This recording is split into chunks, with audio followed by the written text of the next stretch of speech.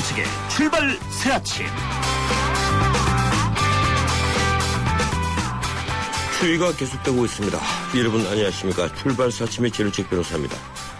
한반도 주변의 군사적 긴장 관계가 높아지고 있습니다. 중국은 간도 지역에서 10만 병력을 동원해 훈련에 나섰습니다. 주한미군이 공군과 육군 모두 증편했습니다. 태평양 지역의 미 핵 잠수함도 증강됐습니다. 동북아 평화협력에 북한이라는 돌발 변수로 인해 무언가 변화가 있는 겁니다. 그런 돌발 변수는 미국이나 중국에게는 국가의 명분을 거는 일이 아니지만 우리에게는 국가의 명분이 걸린 일이 됩니다. 우리 정치인들 정신 바짝 차려야 되겠습니다. 1월 14일 화요일 순서입니다. 한반도를 둘러싼 안보 환경의 변화에 대해 전문가 의견을 듣겠습니다. 잠시 뒤 1부에서 세종연구소 홍현익 박사 연결합니다. 작년 연말을 뜨겁게 달구었던 철도노조 파업은 국회가 개입해서 끝났습니다. 어제 국회에서는 철도산업발전소위원회가 그래서 열렸는데요. 여야 간에 다시 철도 민영화 문제로 충돌이 벌어졌습니다. 오늘 2부에서는 철도소위위원장인 새누리당 강수호 의원과 야당 간사 이윤석 의원을 차례로 연결해서 의견 듣겠습니다. 전세값이 끝없이 오르고 있습니다. 강북지역 14곳 평균이 1,000만 원을 넘어섰습니다. 3부에서 전문가 의견 듣겠습니다. 매주 화요일은 문화로 열린 세상 문화포구스를 마련합니다. 저는 저게 출발 사진 출발합니다.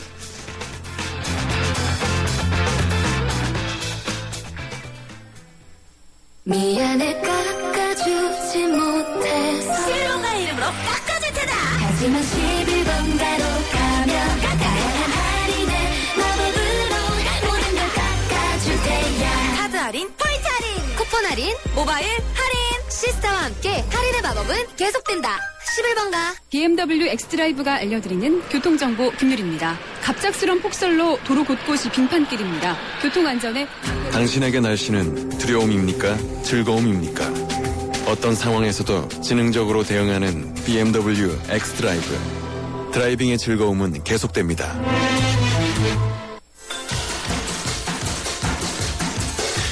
뉴스의 흐름을 짚어드립니다. 뉴스의 가치를 열어드립니다. 출발 새 아침 뉴스 브리핑.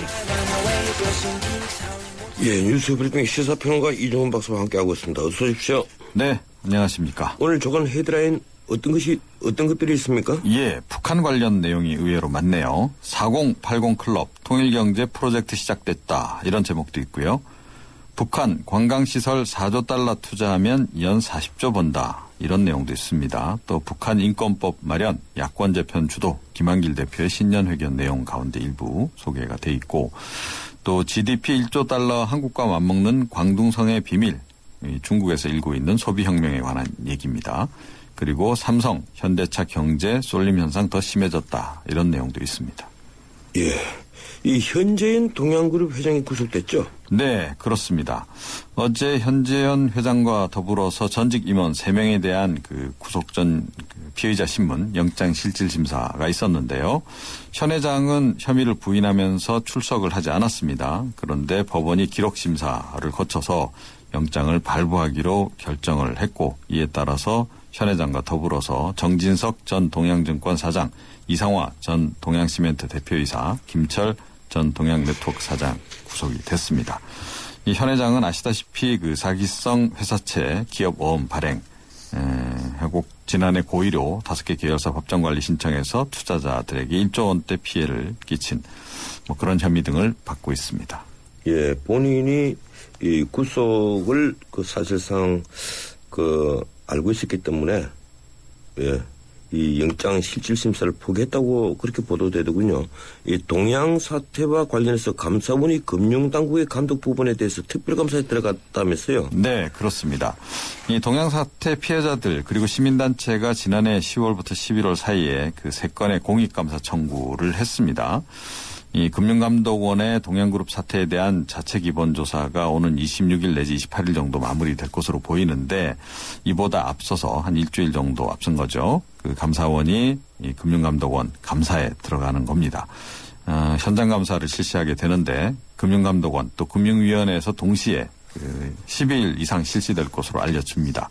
동양증권이 이 기업 어음 회사채 이 부당 판매와 관련해 가지고 그것을 제재하지 않은 경위라든가 또 투자에 부적격한 등급의 기업 어음이 개인 투자자들에게 판매되도록 방치하는 경위 이런 것들을 집중 점검을 한다 그럽니다. 이 예. 금융감독원도 좀 긴장이 바짝 되겠네요. 예, 문제는 그 몇만 명에 이르는 피해자들이 지금 금융감독 당국에 대해서 대단한 불만을 가지고 있고 또 책임을 물어야 한다 이런 입장이 있죠. 네, 그렇습니다. 동양피해자대책협의회 측이 어제도 이 감사원에 청원 진정서를 제출했다고 합니다. 이번 사태가 동양그룹 오너진이 오너일가의 경영권을 지키기 위해서 어떻게 보면 모의 공모에서 조직적으로 실행이 된 이 금융사기범죄나 다름이 없는데 이 과정에서 관리감독을 해야 할 금융위원회, 금융감독원의 용인 내지 무기인이 없었다면 일어나기 힘들다. 이분들은 이렇게 지금 지적을 하고 있습니다. 예. 어제 국토교통위원회에서 철도산업발전소위원회 회의가 열렸는데 다시 민영화 논란으로 충돌했죠? 네, 그렇습니다. 어제 그 국토부 김경욱 철도국장 발언이 논란을 좀 유발을 했습니다.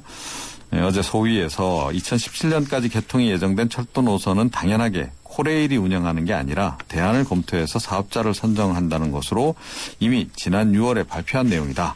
민간도 가능하다. 그러니까 민간 입찰 참여가 가능하다는 얘기를 한 거죠. 그러면서 청와대에도 보고가 이루어졌고 현행법은 코레일이 포기한 노선, 신규 노선에 대해선 코레일 외 사업자에 대해서도 면허를 발급할 수 있게 하고 있다. 이렇게 또 추가 설명을 했습니다. 이렇게 되니까 야당 의원들이 결국 이거 민영화 계획 아니냐 이런 지적을 했고요. 여영국 국토부 2차관이 좀 해명을 했습니다. 이거 민영화 아니다. 코레일이 포기하지 않는 한 계속 가는 거다. 이렇게 해명을 하긴 했는데 논란이 계속되긴 했습니다. 예, 오늘 이 문제는 저희들이 2부에서 다룰 겁니다. 예, 위원장과 함께 야당 간사가 저하고 인터뷰를 하도록 되겠습니다. 예, 오늘 여기까지만 듣도록 하죠. 고맙습니다. 네. 예, 지금까지 뉴스 브리핑 이종원 박사였습니다.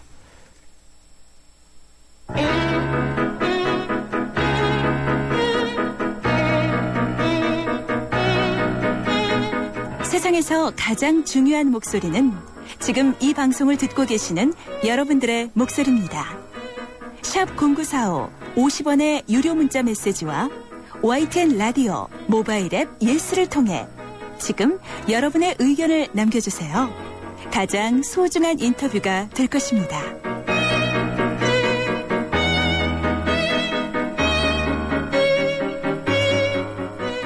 중국 군대 선양군구가 북한 인접 백두산 지역에서 10일부터 10만 병력과 전차를 동원해서 동계훈련을 벌이고 있습니다. 단순한 동계훈련이라고 하지만 미국 이회조사국에서 펴낸 보고서에 의하면 미국과 중국은 이미 2009년 10월에 북한의 비상사태에 대비해서 논의했다고 합니다. 미국 역시 유타주 기지에서 F-16 12대를 오산기지로 전진 배치하고 화학대대와 무장헬기 30대 배치에 이어서 전차와 장갑차를 주력으로 하는 기계화 대대를 동두천에 추가 배치했습니다. 거기에다가 오하이오급 핵잠수함 14척을 한반도 주변 태평양에 배치한 것으로 드러났습니다. 도대체 무슨 까닭으로 한반도 주변 상황이 급격한 긴장 관계로 들어가는 것일까요? 전문가 의견 듣겠습니다. 세종연구소 홍연익 수석연구위원 전화 연결되어 있습니다. 안녕하세요, 홍 의원님. 네, 안녕하십니까. 예, 중국 선양군구가 10만 병력으로 훈련에 돌입을 했습니다. 북한 유사 상황과 한반도 급변 사태에 대비한 훈련으로 보는 시각이 있는데 어떻게 보십니까?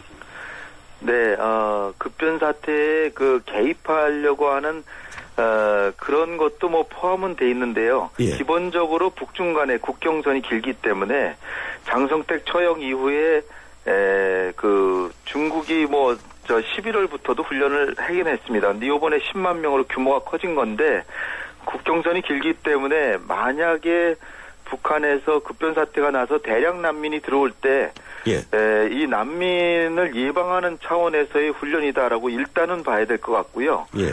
북한으로 들어가는 문제는 쉬운 문제는 아닙니다. 그러나 이제 국경선이 넓은 길이로 접경하고 있기 때문에 중국군이 결국은 북한에 들어가는 것까지도 대비하고 있는 것이다. 특히 220km 정도밖에 안 돼서 예. 탱크가 시속 40km로 간다고 해도 6시간이면 평양까지도 갈 수 있기 때문에 우리로서는 관심을 가지고 보지 않을 수가 없는 거죠. 예, 220km 하면 중국 단둥에서 평양까지 거리를 말씀하시는 거죠? 그렇습니다. 예. 그 미국 유해조사 보고서에서 펴낸 중국의 대량 살상 무기 미사일 확산 보고서라는 보고서를 보면 이미 2009년 10월 달에 미국과 중국이 북한의 급변 사태에 대해서 의논을 했다고 합니다. 그 직후에 또 중국은 산둥반도에 군단을 압력하기 위로 전진 배치를 했고요. 미국 역시 F-22기 편대를 오키나와로 전진 배치한 것으로 알려졌는데 우리보다 미국과 중국이 북한의 급변 사태에 대해서 신경을 곤두세우는 모양인데 어떻게 보십니까? 그렇죠. 우리는 사실 북한이 우리한테 도발을 한다거나 뭐 전면 남침을 한다면 당연히 우리는 막고 또 공격으로 들어가야 되겠지만 미국이나 중국은 생각이 좀 다릅니다. 우리보다 훨씬 큰 초강대국 규모이기 때문에 또 중국은 굉장히 긴 국경을 접경하고 있어서 또 중국과 북한은 동맹국이지 않습니까? 예. 그러니까 북한의 만약 급변 사태라고 하는 거는 사실 그 중앙정부가 어떤 북한에 일어난 대형 사건을 통제하지 못하는 그런 무정부 상태를 사실 급변 사태라고 하는데 중국의 중앙정부가 동맹국인 북한의 그 중앙정부가 중국한테 동맹국한테 군대를 원조를 요청하면 당연히 들어갈 수 있는 권리가 있죠. 예. 그런데 이제 중앙정부가 아무 힘이 없이 무기력해질 때는 대량 난민의 중국으로 들어오는 걸 막는다든지 아니면 북중국경 자체가 안전을 보장한다고 하는 거 또 북한 내에 중국인들이 꽤 많지 않습니까? 중국인들 네. 보호한다는 명분 이런 여러 가지 차원에서 또 핵을 개발하고 있는 영변이 중국하고 아주 가깝습니다. 평안북도에 있기 때문에. 그러니까 중국은 여러 가지 개인 명분이 있고요. 미국으로서는 이 영변에 있는 핵시설의 그 안전을 담보하기 위해서 특공대 같은 걸 보내겠다라고 이미 여러 해 전부터 그랬고요. 예. 지금 말씀하신 2009년 10월에 미국과 중국 간의 급변 사태 논의했다고 하는 거는 이미 그 소문으로는 여러 번 있었고 언론에도 난 적이 있습니다. 그런데 네. 요번에 커트 캠벨 미 국무부 동아태 담당 전 차관보죠. 예. 이 사실을 확인했다는 것이고요. 이렇게 미국하고 중국 간에 북한의 급변 사태를 논의했다라고 하는 건 사실 어떻게 보면 다행스러운 일이기도 합니다. 예. 만약 이런 게 없었으면 미국과 중국이 영변 인근에서 충돌할 수도 있는 건데 상의를 했다는 거죠. 단지 우리 대한민국도 여기에 같이 껴서 상의를 해야 되는데 그래서 요번에 우리 윤병세 외무장관이 캐리 국무장관한테 이런 문제를 상의하자 이렇게 제안했다는 것입니다. 예, 그러니까 홍 박사님께서는 만약에 그런 상의가 없었다면 그 북한 급변 사태 때 그 중국이 북한에 진입했을 경우에 우리 쪽과 미국의 그 연합군과 충돌 가능성이 높아졌을 건데 미리 네. 상의가 있었으니까 그 점은 안심이 된다 이런 취지군요. 그렇죠. 상의를 해서 시나리오별로 충돌하지 않도록 마련해 둬야 되는 것이 이제 필요하다라고 이제 보이는 것이고요. 일단 그 중국의 북한 군사 개입 가능성은 너무 크게 우려하기보다는 예. 만약에 북한에 진짜로 급변 사태가 났다고 하더라도 중국이 쉽게 들어갈 수는 없습니다. 지금 미국의 군사력이 중국보다는 강하기 때문에 쉽게 들어갔다가는 중국이 그야말로 엄청난 낭패를 볼 수 있고 따라서 중국은 일단 예상되는 것은 북한의 급변 사태가 날 때 유엔 안보리에 이 문제를 제소해서 유엔 차원의 어떤 행동을 요구하고 그러나 유엔이 무기력하게 아무 일도 안 했을 때 그럴 때 들어가는 것입니다. 예, 그렇군요. 예. 그런데 문제는 우리 쪽에도 이 미군이 급격하게 증강이 되고 있다는 겁니다. 이 유타주에 있는 F-16 3개 편대를 오산에 전진 배치하고요. 또 화학대대 공격헬기 30대가 추가 배치가 됐고 이번에 또 전차와 장갑차를 주력으로 하는 기계화 대대 이 병력 800명을 동두천에 추가로 순환 배치를 한다고 합니다. 물론 이제 9개월간 시한부 주둔인데 미국의 병력 증강을 어떤 이유로 생각하십니까?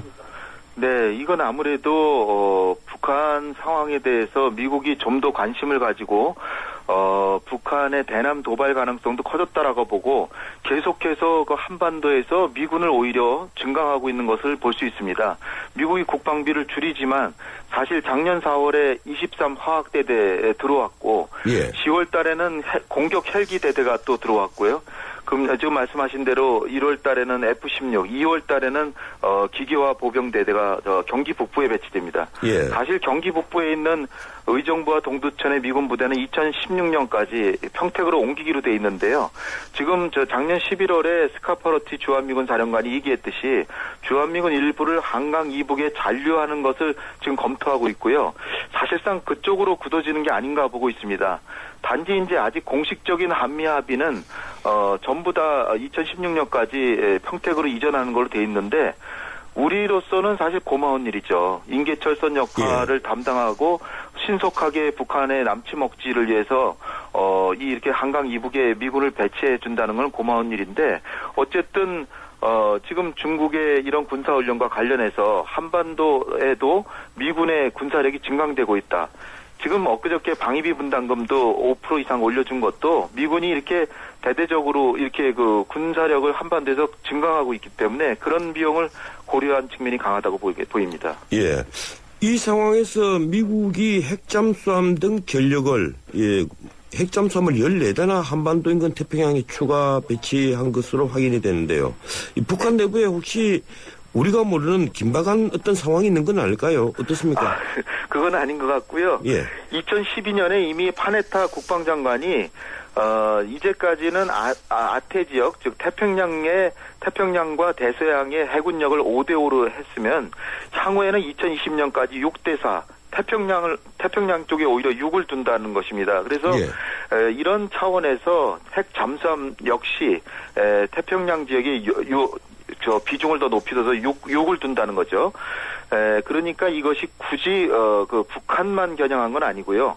오히려 넓은 해안선을 가진 중국을 겨냥하기 위해서 이런 행동을 하고 있다는 것을 이제 우리가 생각할 수 있습니다. 그러나 어쨌든 북한의 핵 개발과 관련해서 확장 억지를 제공해야 되는 미국으로서는 북한을 억제하는 것도 이런 기능으로서 수행하는 것이다 보입니다. 예. 북한은 우리가 3월 달에 하는 이 키 리졸버 훈련을 강도 높게 늘 비판을 해오면서 이걸 우리가 도발한다. 이렇게 얘기를 하고 있는데 또 우리 국방부가 1일 중순부터 3월 초까지 북한의 도발 가능성이 매우 높다고 보고 있습니다. 이번 봄에 위험성을 남북 간의 위험도를 어느 정도로 보고 계십니까? 예, 김관진 장관은 국방장관이시니까 당연히 북한이 언제라도 도발할 수 있다라고 이제 대비해야 된다는 것을 강조하신 거라고 저는 보고 있고요. 지금 사실 김정은이 신년사에서도 남북 관계를 개선한다는 의향도 표시했고 한데 2월 말부터 우리 키 리졸브가 시작되고 3월 달에 3, 4월 달에 독수리 훈련을 하는데 우리도 규모가 10,000명 이상이죠. 그래서 지금 북한은 수백 명 단위 군사훈련인데 2월 달에는 수천 명, 3월 달에는 수만 명으로 이제 늘어간다는 것입니다. 이게 사실 한반도 남북 간에 서로 간에 군사훈련 하는 것이기 때문에 일방적으로 북한만 하는 건 아닙니다. 그러니까 우리가 계속 경계를 늦춰서는 안 되겠지만 우리도 훈련을 하는 것이기 때문에 경계를 하면서도 북한의 움직임을 주시해야 되는데 이것이 금년에 아주 특이한 현상이다. 이렇게 보는 것은 조금 좀 과장이 아닌가 생각됩니다. 예, 끝으로 지금 북한이 남북 이산가족 상봉조차도 거절을 했는데요. 올해 남북 관계 어떻게 전망하고 계십니까? 예, 어쨌든 장성택 처형 이후로 김정은 세상이 됐는데요. 김정은이 남북 관계 개선한다고는 했습니다. 그러나 지금 이제 북한은 마식령 스키장 개장 이걸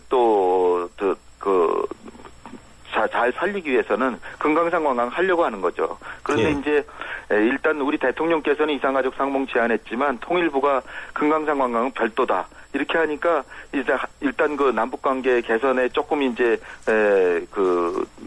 숨통을 좀 돌리는 다른 데를 생각하는 거죠. 그러니까 결국은 금강산 관광 재개에 준비가 되면 나오라. 북한의 메시지는 그겁니다. 그리고 이 한미 훈련이 4월 말까지 되기 때문에 지금으로 봐서는 북한이 며칠 내로 대답이 없으면 이산가족 상봉은 5월 달쯤 가야 되지 않을까. 그러나 이제 육자회담 같은 게 미국이나 한국의 주도로 육자회담이 된다면 그런 동력으로 다시 시작될 수는 있는데 아무래도 2월 말부터 4월까지 한미 군사훈련이 있고 북한도 훈련을 하기 때문에 이런 기간 중에 남북 관계가 개선되기는 쉽지 않다. 결국 그 이유를 봐야 되지 않을까 보입니다. 예, 고맙습니다. 여기까지 듣겠습니다. 네, 감사합니다. 예, 지금까지 세종연구소 홍현익 수석연구위원이었습니다. 한 가지만 더 알려드릴게요. 요즘 해킹을 통한 무역대금 사기가 기승을 부린다네요. 매번 똑같은 이메일이라고 방심하지 마시고 송금 전에는 전화를 통한 계좌 확인 잊지 마세요. 해킹으로 인한 무역대금 사기 방지 캠페인 한국무역협회와 경찰청, 전국은행연합회가 함께합니다. 시크릿 노트가 지켜온 비밀스러운 즐거움. 이제 폰에서도 이 즐거움을 이어간다. 지문으로 나만의 비밀을 지켜주는 베가 시크릿 노트. 그리고 또 하나의 시크릿, 베가 시크릿 업. 지켜준다. 고로 존재한다. 베가. 예, 출발 사심 1부였습니다. 잠시 뒤 2부 이어갑니다.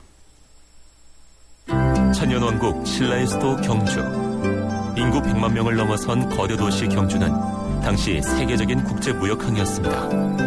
1500년 전 아랍과 인도, 동남아시아, 심지어 아프리카에서 온 수많은 사람들이 신라 사람들과 어울려 경주 시내를 활보하는 모습은 지금의 국제도시 서울과 다르지 않습니다. 이미 신라는 다문화 사회였으며 개방의 나라였던 것입니다. 우리 민족이 잠재된 글로벌 DNA. 이제는 대한민국을 찾는 많은 외국인들을 포용하고 융합하는 우리의 큰 힘입니다. 이 캠페인은 글로벌 뉴스리더 연합뉴스와 함께합니다. 서양 고전음악을 완성시킨 천재 작곡가 악성 베토벤. 그의 음악적 잠재력을 일깨워준 사람은 스승인 크리스티안 네페 선생님이었습니다. 네페 선생님은 지루한 이론과 반복적인 연습을 강요하지 않았습니다. 이탈리아와 프랑스, 독일에 유명한 오페라를 감상할 기회를 마련했고 어린 베토벤이 음악에 대해 더 깊이 느끼고 생각할 수 있도록 이끌었습니다. 가르치는 것이 아니라 깨우치는 교육, 아이들의 잠재력을 활짝 꽃피우는 우리 교육의 희망입니다. 이 캠페인은 I am the key, 눈높이 대교와 함께합니다.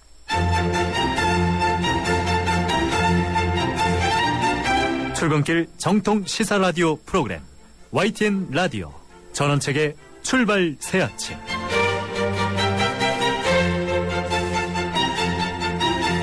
예, 전원책의 출발 새 아침 2부 시작합니다. 지금 시각은 7시 32분이 됐습니다.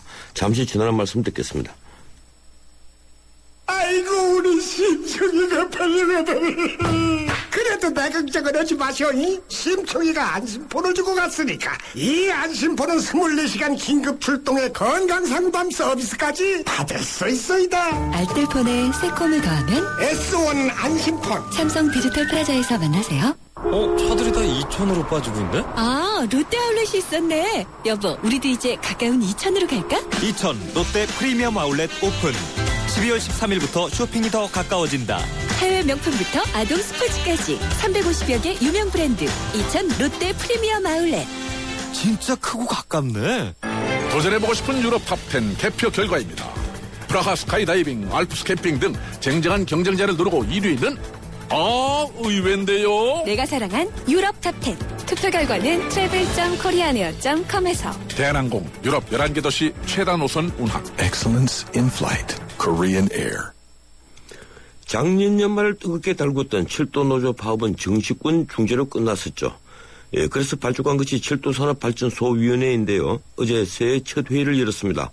이른바 철도 민영화에 대한 논란을 잠재우고 철도 발전 방안을 마련하기 위한 위원회인데 사실 여야의 시각차가 워낙 큰 문제라서 국회가 나서서 해결할 여지는 작아 보입니다. 이미 수서발 KTX 운영 자회사가 출범한 것도 그 이유 중에 하나고요.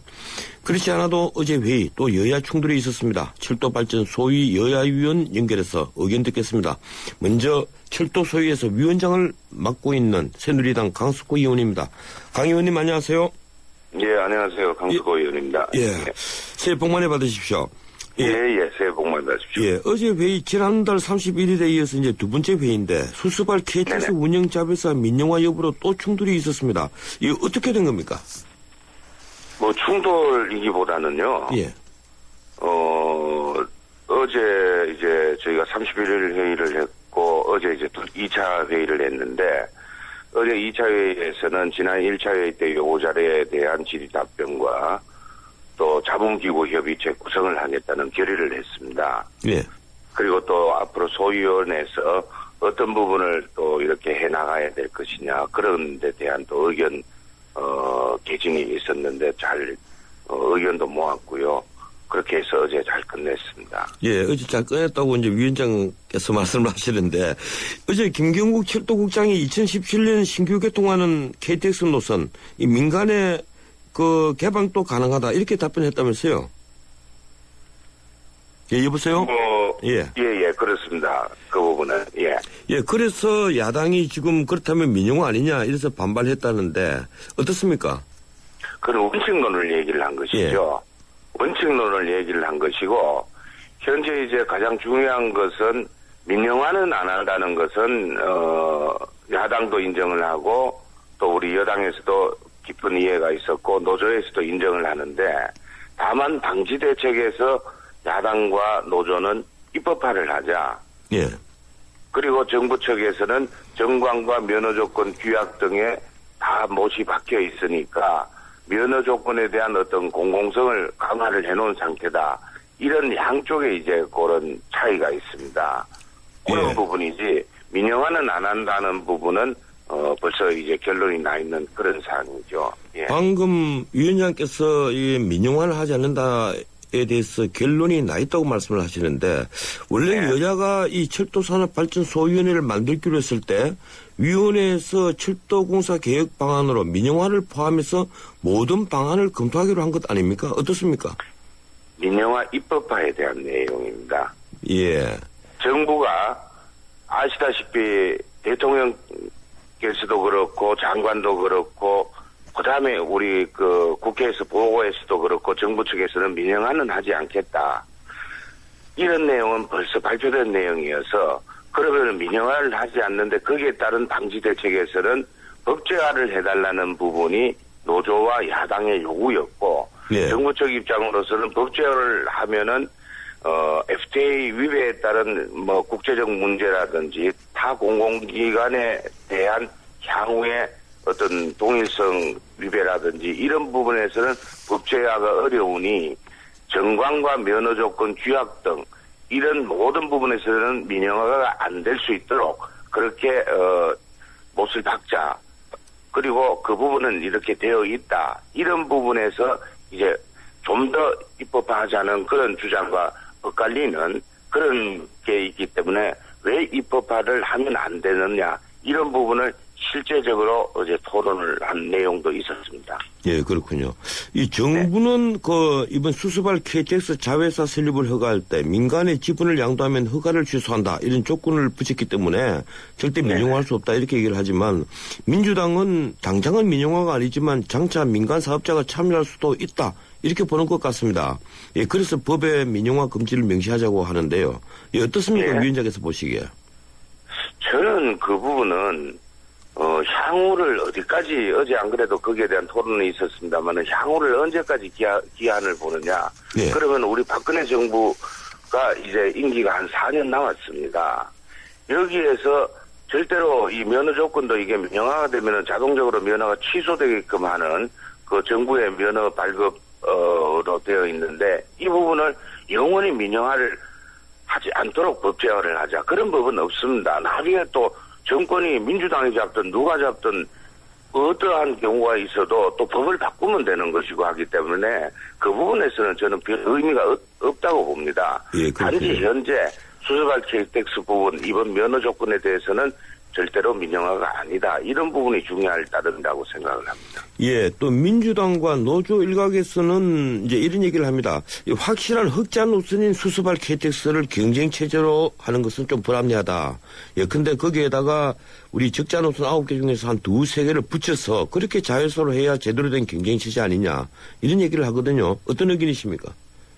예, 어제 그 내용도 있었습니다만은 8개 노선 약 3천억 정부가 보상을 해주는 PSO 그런 부분도 있는데 이 부분은 수소 KTX에도 붙여서 하면 어떤 의견 개진이 있었는데 정부 측에서도 한번 생각을 좋은 의견이다 생각을 해보겠다 이런 반응이 있었습니다. 예. 예, 수소발 KTX 자회사 지분 59%를 참여할 공공자금 이 정부 여당에서 무슨 자금으로 마련한다고 합니까? 거의 다가 연기금 자금으로 본 대부분이 이제 연기금에서 이제 투자를 받는다 그런 부분도 있고요. 또 여러 군데 그 자금을 지금 이제 모아 집행하는 그런 상황으로 알고 있습니다. 예. 아직까지는 100% 결론은 안 났습니다만은 그런 상황입니다. 예, 주로 연기금에서 이걸 이제 충당하겠다 이렇게 생각하고 계시는군요.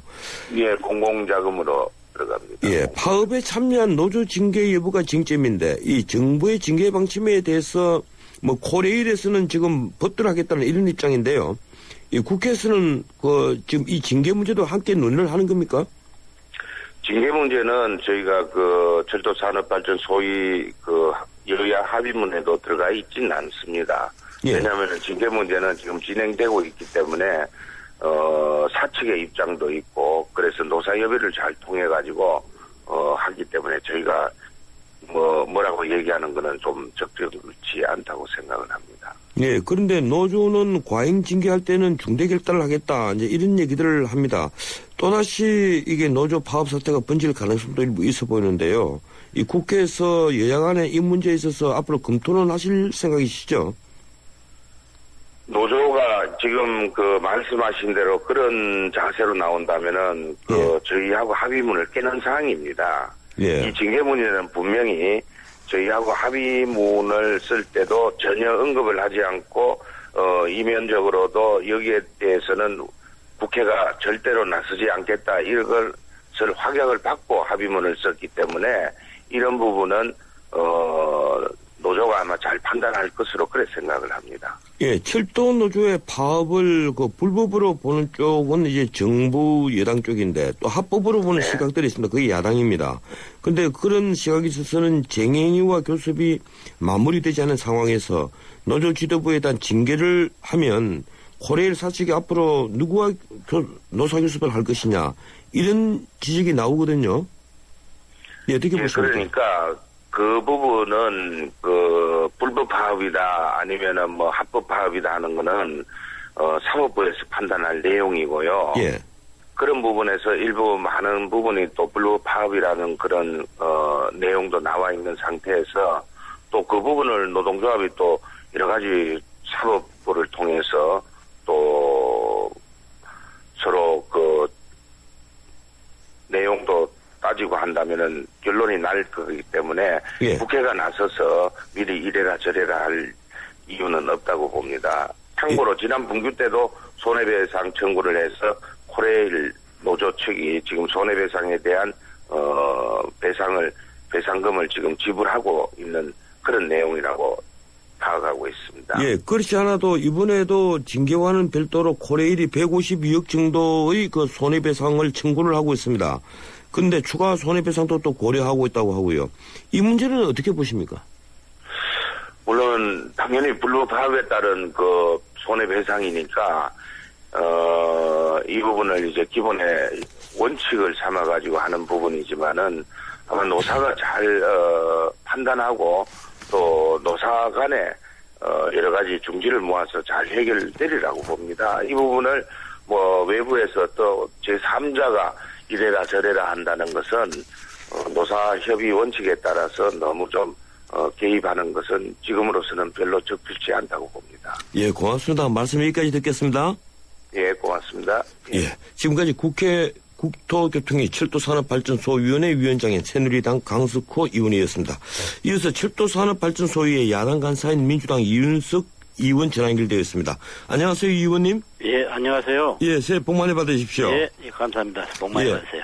앞서 새누리당 강석호 의원 인터뷰 다 들으셨죠? 뭐 다는 못 들었습니다만, 대강 들었습니다. 어제 회의에서 수습할 KTX 자회사를 두고 철도국장이 민간의 개방도 가능하다 이렇게 해서 여야 간에 충돌이 좀 있었다는데 어떻습니까? 이게 국토부는 철도국장의 답변은 그 작년 6월 철도산업 발전 방안에 있는 것으로 원론적인 답변이다 이런 얘기입니다.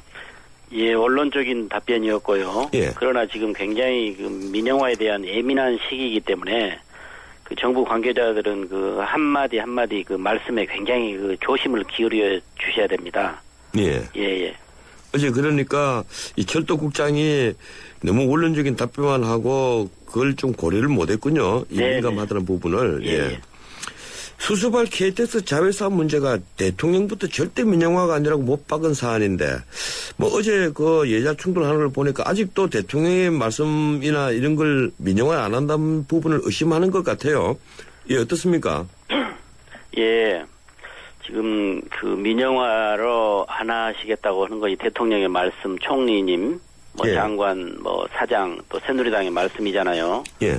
예, 그렇다면 이 민영화를 안 하겠다는 것이 이렇게 구두선에서 했어서 지켜질 일이 아니고 이 법제화를 해놔야 되기 때문에 그렇습니다.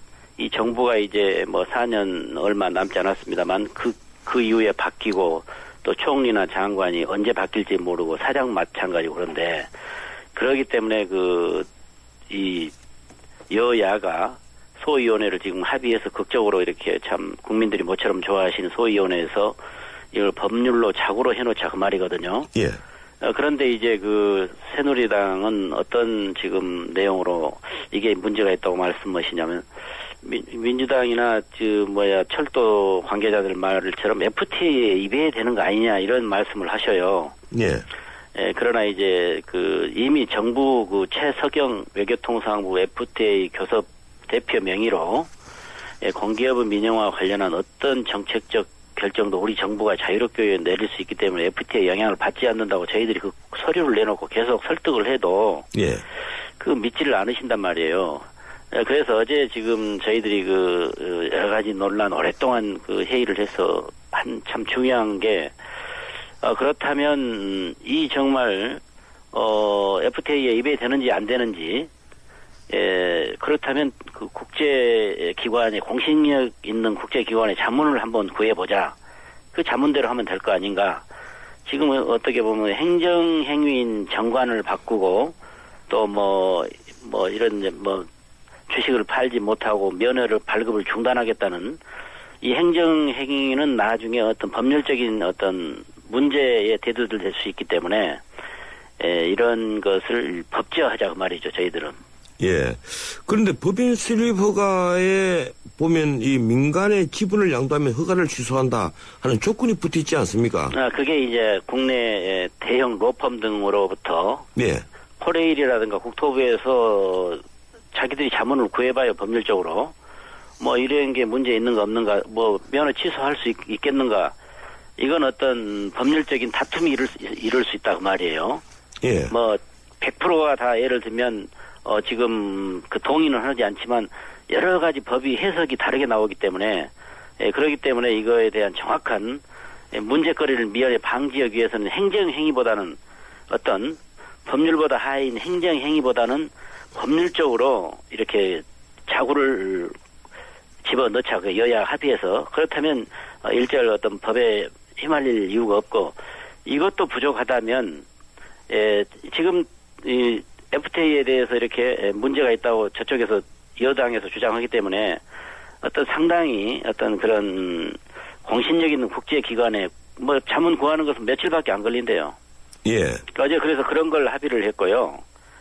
또 한 가지는 저희들이 이제 전문가 정책 자문협의회를 여야라든가 국토부 철도공사 노조 민간 전문가 등이 참여하는 그런 정책 자문협의회 전문가 집단들을 구성하기로 했거든요. 예. 그래서 그런 내용도 합의를 해서 일단 여당 야당이 철도 문제를 정말 국민들께서 원하시는 대로 가기 위해서 어제 상당한 효과가 있었다고 봅니다. 예. 근데 그걸 하나 좀 여쭤봅시다. 예. 전 세계에서 철도 민영화는 세계적인 추세라고 해도 과언이 아니고 이 철도를 국가가 직접 운영하는 나라는 우리나라를 포함해서 한 5나라 정도인데 이번에 철도 발전 소위를 만들기로 했을 때 민영화를 포함한 모든 방안을 다 함께 검토하기로 한 것 아닙니까? 이 철도 소위에서는요. 어떤 뭐랄까요. 딱 틀을 짜놓고 이건 되고 이건 안 되고가 아니고요. 예. 지금 굉장히 시끄러웠잖아요. 23일 장기 파업에 돌입했었고. 예, 그랬죠. 전체적으로 다 또 논의를 해보자. 그리고 방금 말씀하신 그 내용 중에 국유 민영화돼 있고 국유 공공재사제로 되어 있는 이런 철도 문제가 유럽이라든가 또 일본, 미국에서 각기 민영화한 데도 있고 민영화하다가 또 실패해서 다시 공공으로 돌리는 방향도 있고 공공에서 민영화로 가는 방향도 있고 하는데 우리나라는 어떤 철도가 가장 공공재 중에서 뭐 경제 서민 뭐 대중교통이란 말이에요. 그렇기 때문에 이건 그걸 민영화로 가고 안 가고를 떠나서 분명한 국민적 동의를 거쳐서 그래서 정부에서도 민영화를 하지 않겠다 아닙니까? 예. 그러니까 그 민영화 하지 않겠다는 것을 그냥 말씀으로 구두로 아무리 했자 소용이 없잖아요. 그래서 이걸 법률적으로 귀향에 정부 대통령께서 안 하신다고 하셨으니까 법률적으로 이렇게 자구를 넣어달라.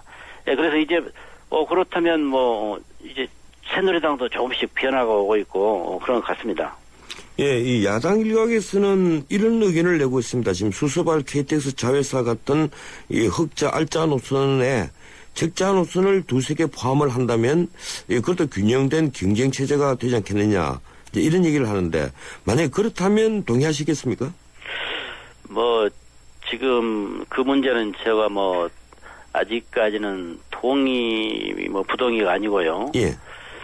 우선 그 간단합니다. 지금 이 대한민국 돌아다니는 기차들이 뭐 빠르고 뭐 늦고 가네요. 빠른 KTX만 흑자를 내고 있어요. 그걸 가지고 지금 철도공사가 이 철도를 운영하고 있습니다. 과거에 그 방만항 경영, 뭐 낙하산 인사, 과도한 그 어떤 성과급 잔치 이런 걸 내가 철도가 굉장히 멍들어 있는데 그나마 KTX가 지금 흑자를 내고 있는데 그 KTX를 이제 민간에 민영화로 가는 것 아닌가? 그렇다면 뭐 새마을호나 무궁화호는 이제 살아남을 이제 곳곳 산간 어디까지 들어갔던 철도들이 노선을 폐지하게 된단 말이에요. 예. 뭐 이런 그러니까 뭐 염려들이 있어서 지금 철도 문제가 생각보다 국민들의 관심이 높았고 그 노동조합에서 그 철도 노조원들이 찬반 투표할 때 요즘 뭐 추운데 누가 뭐 거리로 나가고 싶겠어요. 그런데 89.2%란 그 철도 관계자들이 이건 우리가 심각하다. 이건 한번 따져보자. 이런 어떤 투표 찬성 결과가 나왔던 것 같아요. 예. 그런데 제가 좀 근원적인 걸 하나만 여쭤보겠습니다. 이 작년 노조 파업 때부터 이 민영화가 아주 나쁜 정책인 것처럼 되어버렸는데 사실 이 민영화는 그 김대중 노무현 두 정부에서도 추진한 것 아닙니까? 자, 그때는 이제 우리가 뭡니까? 국가 부도 사태 IMF로부터 공기업을 빨리빨리 정리를 해서 국가 채무를 그 국가 건전성을 바로 잡아라 이런 굉장히 그때는 소위 뭐 신자유주의라 해가지고 그런 방향으로 흘렀기 때문에 하여간 뭐 울며 겨자 먹기라는 말이 있잖아요. 예. 정부에서 그런 고민을 많이 했었고 결국은 뭐 잘 IMF 극복하면서 버텨냈죠. 예. 그래서 지금 철도가 지금 정상화로 그럴만하마도 뭐 철도가 이렇게 부채가 많다는 것은 지금 용산 역사 그런 거 실패해서 그런 점도 있어요. 물론 방만 경영도 있지만. 예. 그래서 철도가 이번 기회만 잘 넘긴다면 굉장히 좋을 것 같고. 그럼 면허 발급 한번 이야기해도 될까요? 지금 시간이 좀 부족했어요. 예, 어떻든 김대중 노무현 이 두 정부가 울며 겨자 먹기로 민영화 추진한 건 좀 아닌 것처럼 보입니다. 그 점은 나중에 기회가 있으면 말씀드리기로 하겠고 이 철도공사 부채가 17조 6천억인데 사실 이게 뭐 아까 말씀하신 대로 그 안에는 정부 그 정책이 잘못된 것도 있습니다. 인천공항 철도 인수 이런 문제도 있지만은 또 아까 말씀하신 대로 방만한 경영 문제도 있거든요. 예, 그렇죠. 어떤 식으로든지 개혁은 해야 되지 않겠습니까? 개혁을 해야죠. 그래서 그 민영화 아까 잠깐 이야기했는데요. 민영화가 나쁜 것만은 저도 아니라고 생각합니다. 그런데 지금 철도 그 공사 사장인 최연애 사장께서는 민영화는 정부를 망하게 하는 것이다. 철도가. 예. 이런 입장으로 늘 하다가 상무 때 그랬죠? 처음부터 뭐 아주 그분은 소신인데 물론 지금도 민영화는 아니라고 말씀을 하시는데 이게 민영화로 하는 것 아닌가 하는 그 의구심 때문에 이 난리가 났단 말이에요. 그래서 지금 뭐 철도 그분은 전문가시니까 앞으로 경영을 잘 하실 거라고 봅니다. 그래서 이 과도한 부채 문제 그리고 지금 방만한 경영 구조들 그리고 지금 정리할 거 있다면 정리를 빨리빨리 해서 부채를 감소시켜야 되고 그리고 여기에서 철도 지금 노조원들이 귀족, 철밥통, 세습 이런 것도 국민들께 알리고 싶은 게요. 그들이 저는 뭐 노조에 대한 뭐 칭찬할 이유가 하나도 없습니다. 예, 그렇군요. 사측도 밉고요. 예. 노측도 지금 23일간 그 국민들을 불편했기 때문에 노사가 다 미워요. 예. 그런데 이게 잘못 알려져 가지고 또 일방적으로 가는 것. 이 철밥통이라든가 귀족노조 연봉 12년 근무하니까 3천 이쪽 저쪽이고요.